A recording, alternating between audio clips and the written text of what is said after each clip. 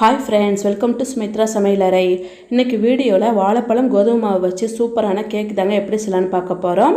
இந்த கேக் ரொம்பவே டேஸ்டியா இருக்கும். வாங்க எப்படி செய்யலாம்னு பார்க்கலாம். பழுத்த வாழைப்பழமான 3 வாழைப்பழம் எடுத்துர்க்கங்க.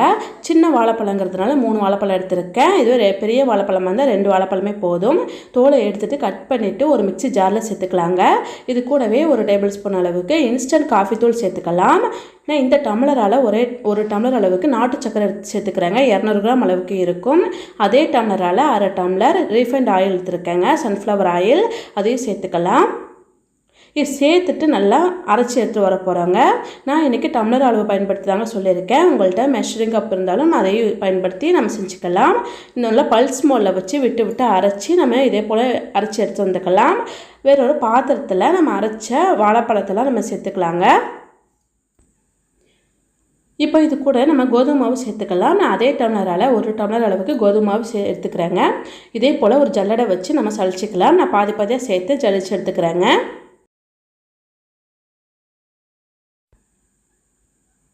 இப்போ அதே ஜல்லடையில் 1 ஸ்பூன் பேக்கிங் பவுடர், அரை ஸ்பூன் பேக்கிங் சோடா, அரை ஸ்பூன் உப்பு சேர்த்து சளிச்சு எடுத்துக்கலாங்க. இப்போ இதை எல்லாமே சேர்த்து ஒரே பக்கமாக பொறுமையாக கலந்து விடலாம்.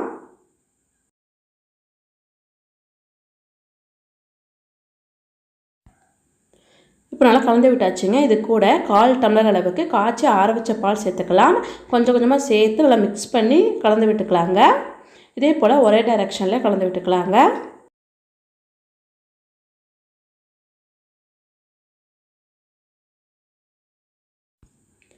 இப்போ பால்லாம் சேர்த்து நல்லா கலந்து விட்டாச்சு பாருங்கள். இதே போல் தாங்க இருக்கும் மாவு. இன்றைக்கி நான் குக்கரில் தாங்க செய்ய போகிறேன். அதனால் ஒரு குக்கரில் 1 ஸ்பூன் அளவுக்கு எண்ணெய் சேர்த்துட்டு நான் குக்கர் ஃபுல்லாகவே அப்ளை பண்ணிக்கலாங்க. இதே போல் தடவி நல்லா அப்ளை பண்ணிக்கலாங்க. இதில் 1 ஸ்பூன் கோதுமை மாவு சேர்த்து நம்ம எங்கள் பக்கத்தில் ஸ்ப்ரெட் பண்ணி விட்டுக்கலாம். இப்படி செய்யும் பொழுது நம்ம பட்டர் ஷீட்டு தேவையில்லைங்க. இதுவே நமக்கு ஒரு லேயராக ஃபார்ம் ஆகிடும். அதனால் பட்டர் ஷீட்லாம் எதுவுமே போட வேண்டாம். இப்போ ரெடி பண்ணி வச்சாச்சுங்க. நம்ம ஏற்கனவே மிக்ஸ் பண்ணி வச்சுருக்கோம்ல கேக் பேட்டர், அதை நம்ம சேர்த்துக்கலாங்க.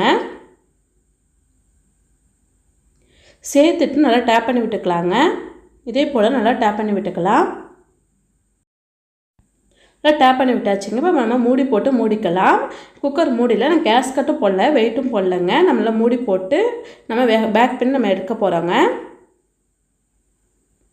இப்போ நான் ஒரு தோசை தவா தாங்க, பழைய தோசை தவா நான் சூடு பண்ணி வச்சுருக்கேங்க. ஒரு 10 நிமிஷத்துக்கு மீடியமான ஃப்ளேமில் சூடு பண்ணி வச்சுருக்கேன். அதில் நம்ம வச்சிடலாங்க. இப்போ லோ ஃப்ளேமில் நம்ம வேக விட்டு நம்ம எடுத்துக்க போகிறோங்க. எனக்கு ஒரு 50 நிமிஷம் ஆச்சுங்க. நம்ம வைக்கிற அளவு பொறுத்து நம்மளோட ஃப்ளேம் பொறுத்து நமக்கு மாறுபடுங்க. ஒரு 40 நிமிஷத்துக்கு பிறகு நம்ம செக் பண்ணி பார்த்தோன்னா நமக்கு கரெக்டாக இருக்கும். நம்ம ஓப்பன் பண்ணி பார்த்துட்டு கத்தியை நம்ம இதே போல் இன்செக்ட் பண்ணி பார்த்தோன்னா கத்தியில் ஒட்டாமல் வருங்க மாவு. கேக் வெந்துருச்சுன்னு அர்த்தம். நம்ம அடுப்பை ஆஃப் பண்ணிடலாம். நான் 2-3 டைம் அதனால் இதே போல் செக் பண்ணி பார்த்தேங்க. இப்போ எனக்கு கத்தியில் ஒட்டாமல் வந்திருக்கு பாருங்கள். ஸ்டவ் ஆஃப் பண்ணிவிட்டு ஆற விட்டு நம்ம எடுத்துக்கலாங்க. இப்போ நல்லா ஓரளவு ஆறிடுச்சு. இப்போ சைடில் இதே போல் கத்தியால் லைட்டாக நம்ம எடுத்து விட்டுக்கலாம். இப்போ நம்ம ஒரு பிளேட்டில் இதே போல் கவிழ்த்து விட்டுக்கலாங்க. பாருங்கள் ஒட்டாமல் வந்துருக்கு பாருங்கள். அவ்வளோதான், ரொம்பவே சாஃப்டான வாழைப்பழ கேக்கு ரெடி ஆகிடுச்சு. இதே போல் வாழைப்பழமும் கோதுமையும் வச்சு சூப்பரான ஹெல்த்தியான கேக்கு நம்ம வீட்டில் செஞ்சு சாப்பிட்லாங்க. ரொம்பவே சாஃப்டாக இருக்குங்க இந்த கேக்கு. குழந்தைங்க கேக் கேட்டால் இதே போல் ஹெல்த்தியான கேக்கு நம்ம வீட்டில் செஞ்சு கொடுக்கலாங்க. இதே போல் நீங்களும் செஞ்சு பாருங்கள். செஞ்சு பார்த்துட்டு எப்படி இருந்துச்சுன்னு கமெண்ட்ஸில் சொல்லுங்கள். லைக் பண்ணி ஷேர் பண்ணுங்கள். இந்த வீடியோ பிடிச்சிருந்தால் சப்ஸ்கிரைப் பண்ணி சப்போர்ட் பண்ணுங்கள். தேங்க்யூ.